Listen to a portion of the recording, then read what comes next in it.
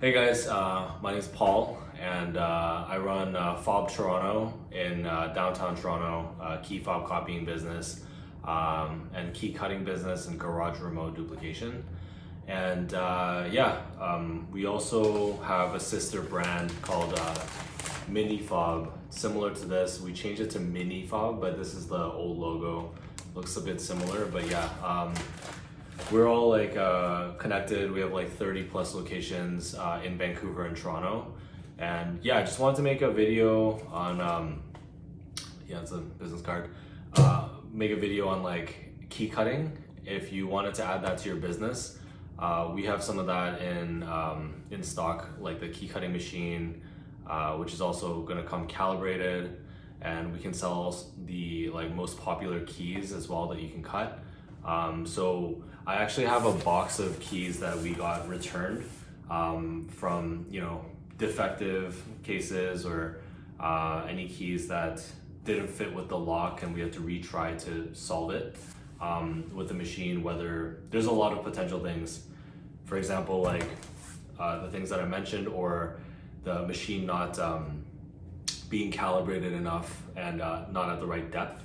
I'm just gonna go through some of the key models that are, at least in Toronto. It depends on the city, it depends on the country and stuff, but we sell the HL54KD.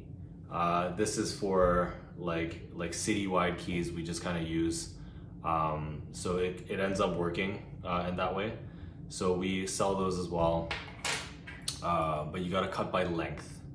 You can't cut by the lower shoulder. This is a different key, but you can't cut by the lower shoulder. This is the most common shoulder that we use when we stick it in the machine.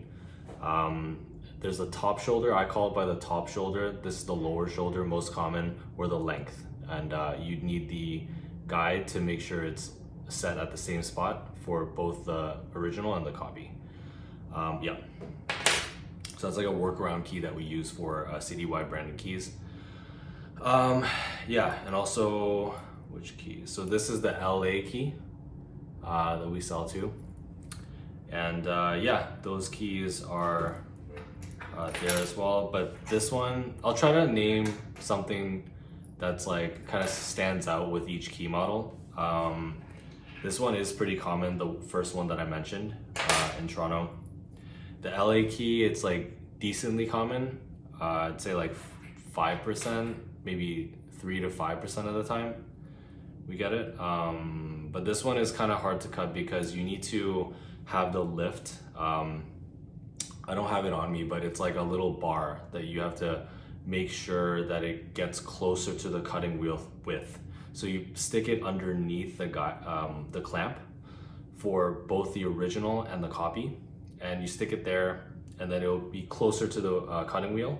It'll cut more deeply, and that's how you can cut everything. But you sometimes need to cut it regularly with just align it with the normal shoulder for both, cut it, and then you put the guide, and then just try to cut that one part that you need cut more deep. Because if you look after the first cut, there will be sometimes, not all the time, like 50% of the time, there's an area or two that are not cut as deeply, and it's just like a straight line when it should be deeper.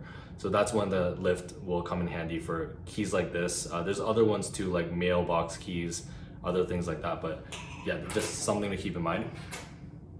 Also, which are these? This one, the mailbox key, C0106, super common. Canada Post mailbox keys. It's the most common one by far. I'd say like 60-70% of the small mailbox keys, or maybe even 80, it's this key. So good to keep in mind for what keys to order. SC9 key, that one is pretty common too. Maybe like 10 to 15% of the time it's this key. The thing with this is that it might be a little too common, or common looking or it looks the same as the SC4 key, or SC7 or 10. I can't remember which, but The SC4, like 7, 8, 9, they're different lengths sometimes, but it has the same head, looks like this. The same exact head, but this part is like symmetrical, and this part looks very identical. So you just gotta make sure you look at this one line here, as well as like which way this is going. Like, is it going left, is it going right, or is it symmetrical just down the middle? So you just have to kind of see that, because sometimes it doesn't say what actual model it is, and also there are two names. So it's SC9 and A1145E. So this is the most common one though, the shorter name usually. So yeah, there's a lot of little things to keep in mind when you're cutting keys. It just it definitely gets to be a little too much sometimes. So it's just practice, but trying to do my best to help and make sure it's a little more easy to get like used to. So yeah, this is the SC1 key. I'd say this is the most common key. It's as I mentioned, it's like kind of the same look, but this is shorter.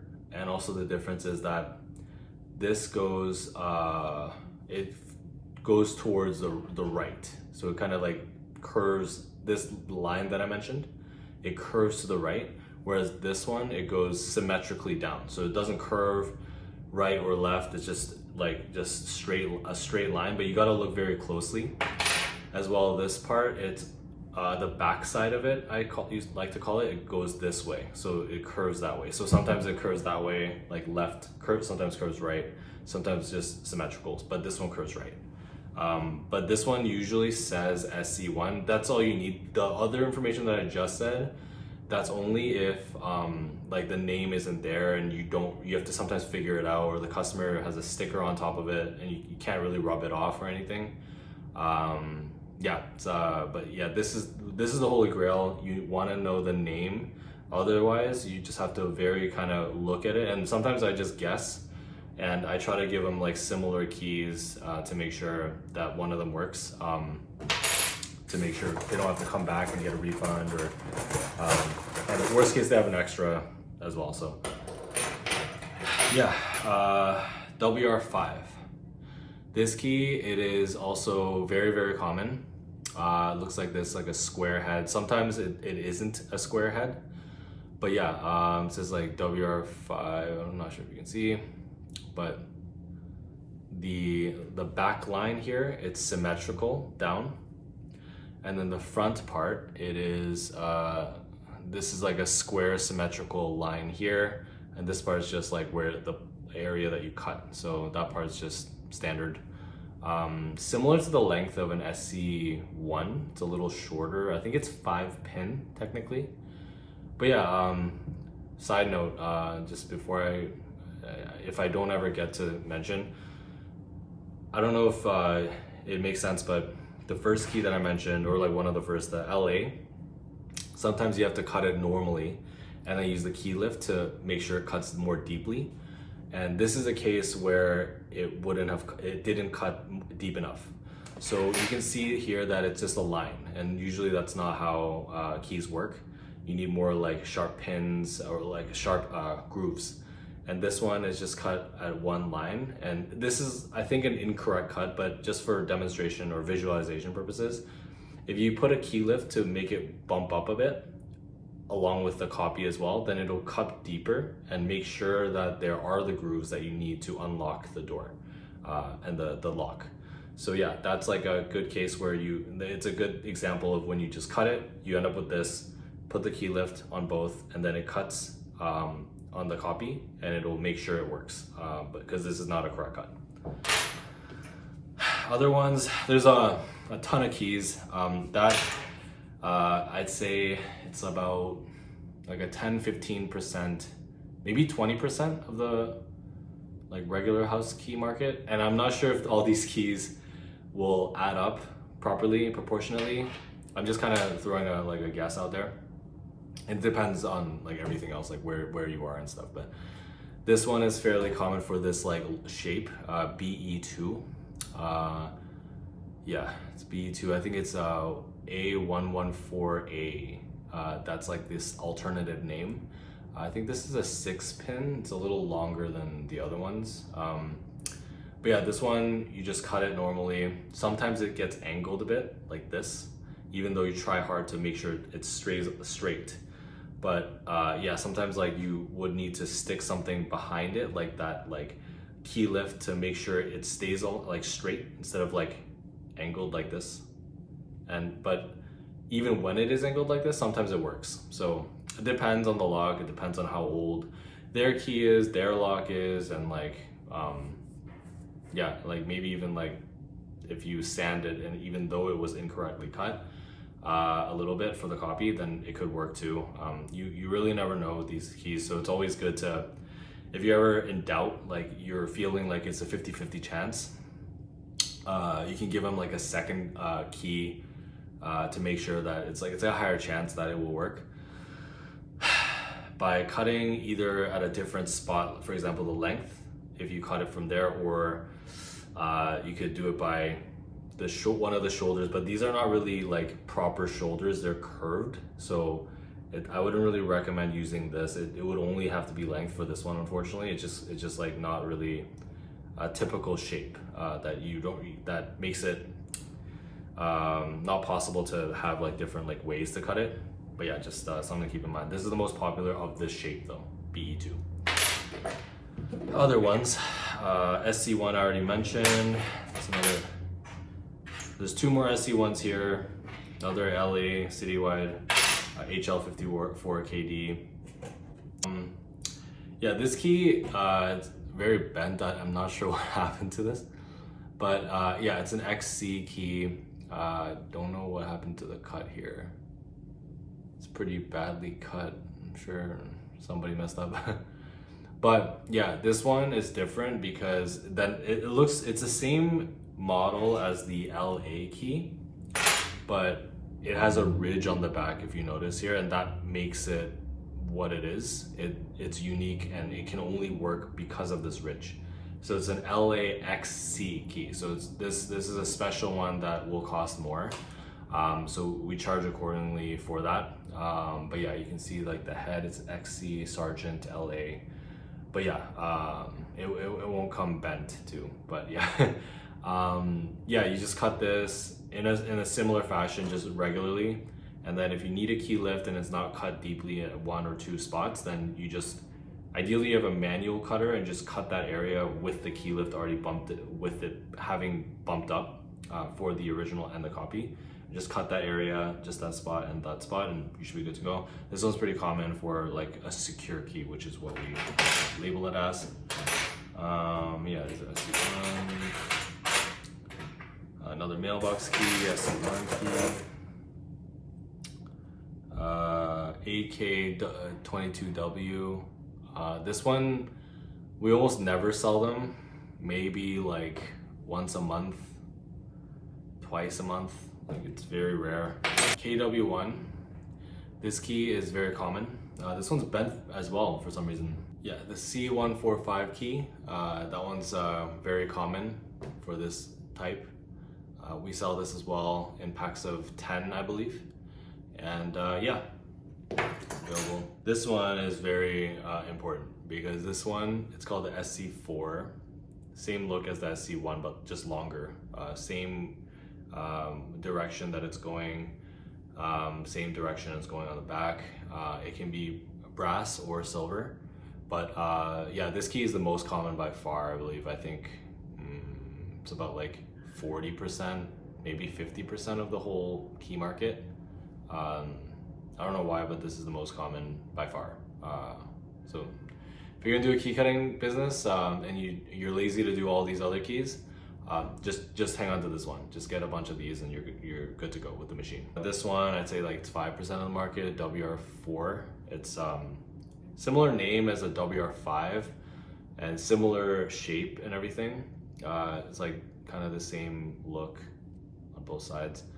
But yeah, this one, it's longer and it has a different head. Keep in mind too, WR3s have the same head, but they're shorter than this. So it looks very similar, but the length is different, and the thing to keep in mind is that the WR3, it's the same as the WR5. Those are the same key blanks. You can use them interchangeably, but they have a different name. I don't know why it's WR3 and WR5, but yeah, it's just like so like basically a shorter version of this, if it was cut off like that, and the WR5, they're the same thing. WR3, WR5. The easy one, not that common, like 2%. It looks like this. Similar to the KW1 and similar to the WR5, but this one has like a mini like indent here, whereas and similar length, but it's not quite it. This is a bit longer than the WR5. And the back, this one doesn't have an indent, and that has a mini indent. So that makes a big difference, these little things. And yeah, even this part is very similar, but that one's longer, the easy one. And the head is different usually. Hopefully though, you just see the name and you're good to go, like the brand, or not the brand, but the model. C091, looks like this. Yeah, that one's kind of common, like 5%, not even 5 actually, like 2 to 3%. But yeah, it looks like this, C091, looks like that on the back. But yeah, it's like you really gotta look very closely at like which direction it's going, like if there's an indent and where it is, I guess. And this part is very mini, but you can see that it's curving this way for both of these lines, like curving that way, curving that way. But these are very small. They're not as big or pronounced as the SC1. This one's like just one of them and it's just larger. So you can really tell. But this one, it's like, it's harder to tell, but that indent or like the direction it's going, it really matters. If you can't see the model name. S145s. So it looks like this. There's like a hole in the middle. Schlage has a hole in the middle. And that's what it looks like. But usually this is probably returned because this indent here, it already exists. Whereas the originals, it is the same blank, but it doesn't have this indent here already. And it's already like, it's like a flush, like back, like the line. And on top of that, what it is that it actually has a custom cut that usually matches the cut of this main part, which is no problem. We can cut this part, no problem. But this part, it sometimes matches this, or I'm not sure exactly. We've never done it, but it cuts like at a specific way. Like let's say there's like 4 grooves and they're even, I believe, and we can't like cut that part. You probably need like the X-Horse custom like tracer machine, and we just don't have the space to have that at the store. So yeah, it'll just like, I think ideally like follow the small grooves and then cut the back too, and that's just like a very custom job. So we just refer elsewhere to like a locksmith that can deal with that. But yeah, we just don't deal with that one if it does have a custom cut on the back side. So just something to keep in mind. It's very, very uncommon though, so that's why we're just okay with not like doing this. But yeah, it looks similar to the C145s, similar name as well, but it just doesn't have the hole shape wise. But yeah, that is the main issue. It doesn't always look like this, but this is like one that we bought from a similar company. And yeah, it's called the S22, and this actually looks almost the exact same as the LA, and technically they're the same, but for some reason they have a different name, and I think something about like micro wise, something about the design is different on the S22 and the LA. Even though it's LA, S22, it's kind of interchangeable. It's a little weird, but we just go for like LA as an LA, and then S22 as S22. But very, very, very, very similar ones, but just try not to like mix them.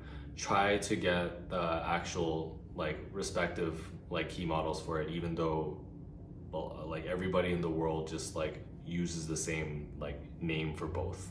It's weird, but yeah, it doesn't end up working more often if you just try to use LA for S22 or vice versa. So yeah, it sometimes works, but like less than half the time. And we learned that the hard way as well. So LC, there's this key, very similar to the LA key. This one is like bent too. I really don't know what's happening with these keys, but yeah, it's same shape but a little bit different because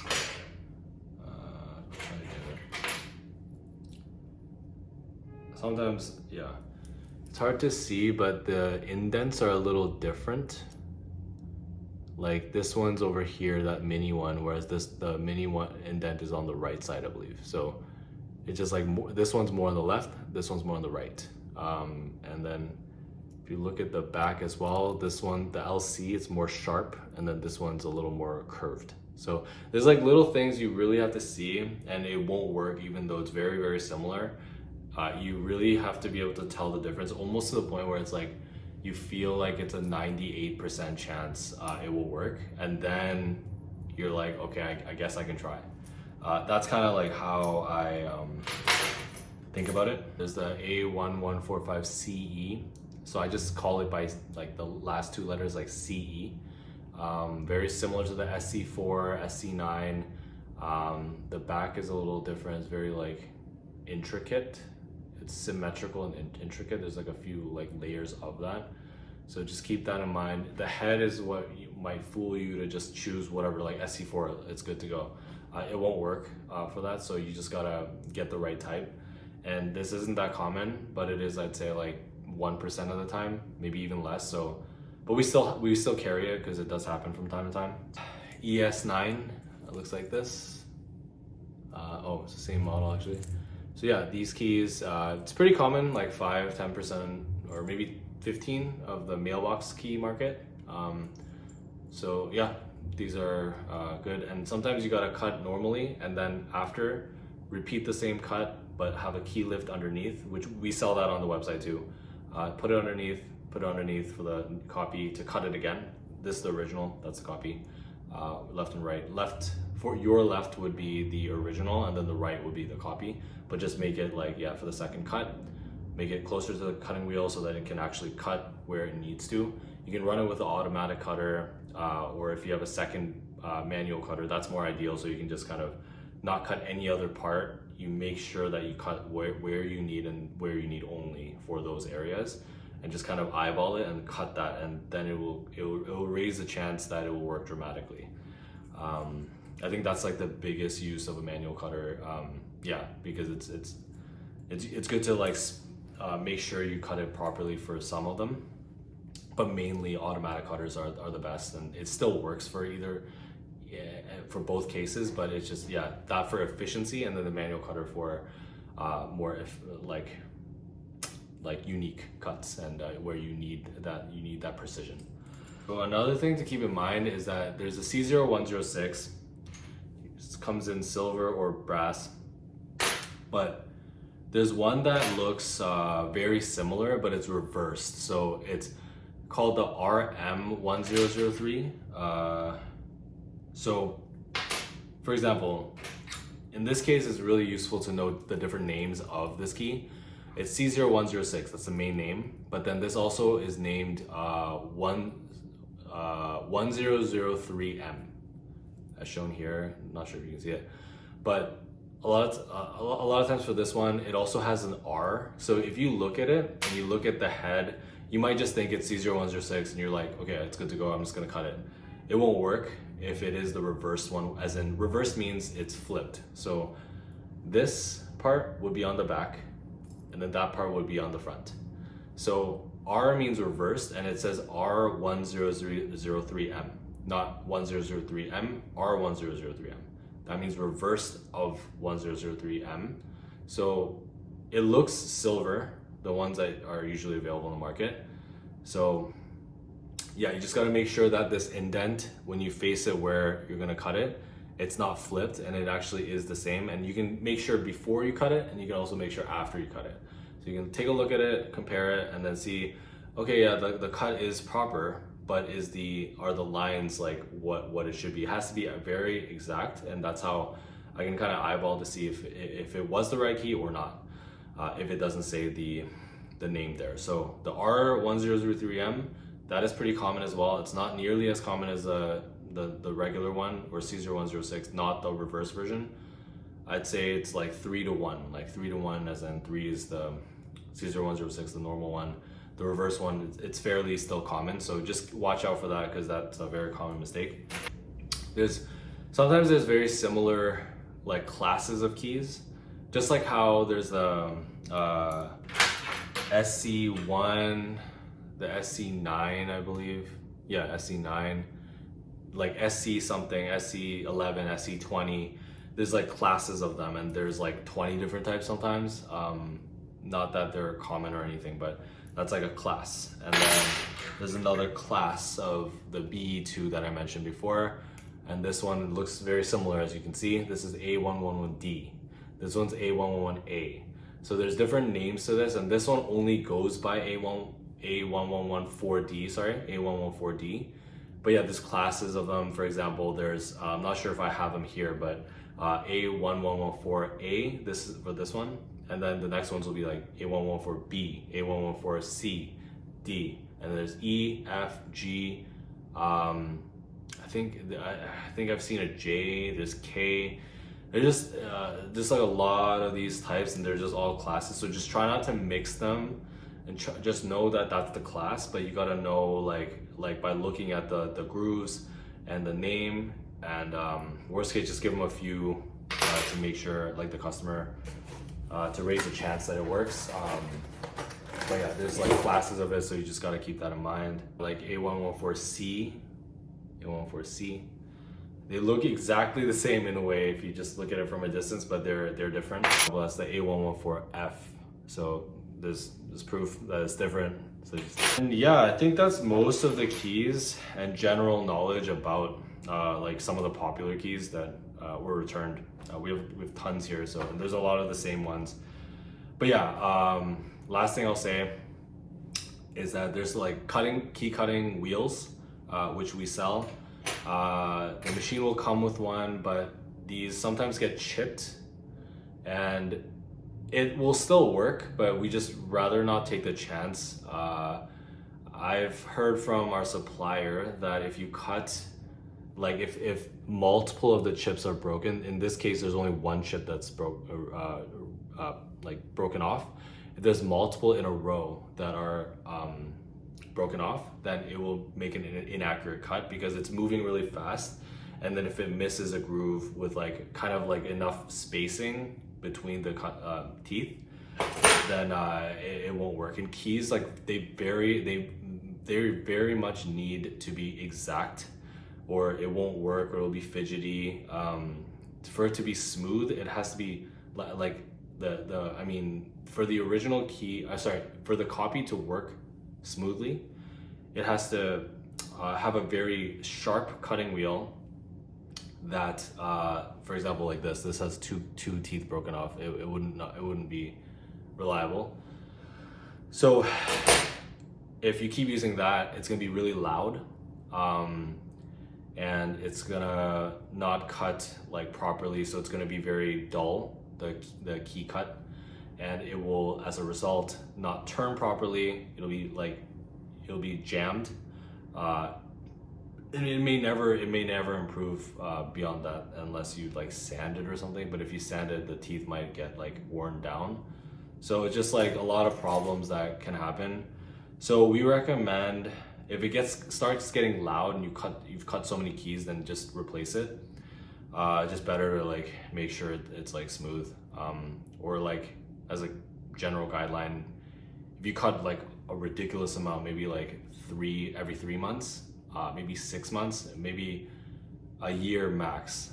We've done longer than that too, but it's better to just replace it the sooner, like the more often. It's kind of loud too, and it's not really ideal for cutting as well. So yeah, just like you can kind of see on like, not on that side really, but like that it's kind of cut. It can't see in this camera, but if it's like kind of like overall cut a bit, and it doesn't look as sharp, and there's multiple like edges for each teeth, it's probably not gonna work as ideally as you want. But yeah, like if we start getting returns from customers for like basic keys that we like can for sure do, then that probably, we're just gonna take that as like we need to replace the cutting wheel. Yeah, it's like, but usually if you see a tooth like broken off, then like that's enough of a reason. You can still cut with one tooth missing, like apparently that's totally fine, but we just rather have the customer, like just any chance that it's any way to have a higher chance to make sure it fully works.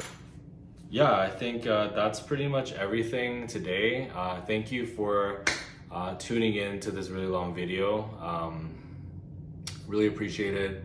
And if you're interested in more content, definitely subscribe, like this video. My name is Paul from Minifob, Fob Toronto. If you need any keys or fobs, garage remotes, cloned, we're downtown near Bay and Bloor. But any questions regarding key cutting, or if you want to make an order, you want to purchase a machine and some common keys, we can ship one out to you as well, anywhere in North America. So hope you enjoyed, and thank you for your time, and have a great week, and take care.